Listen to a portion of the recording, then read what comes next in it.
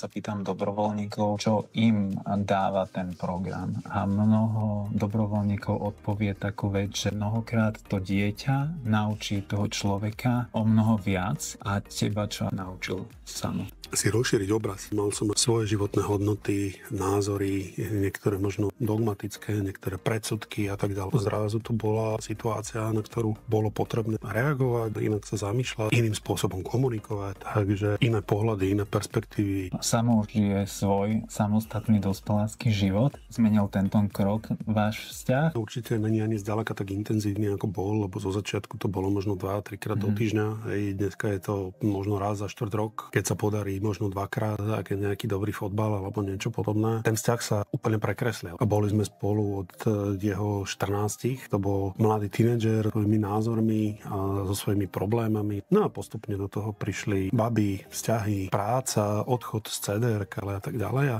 ja som sa vedome odpojil. Som čo je ubezpečený, že kedykoľvek som tu, vzťah sa nám vyvíja, pokračuje. Uvidíme, kam nás donese. Každý má bezpečný priestor v tom vzťahu. Ja ti chcem veľmi poďakovať aj v mene detí, ktoré sú v detských domoch, lebo ja som bol v detskom domove a je veľmi dôležité, aby sme poukazovali na práve bezpečné vzťahy a Buddy program, skvelý projekt, ktorý im to ukazuje.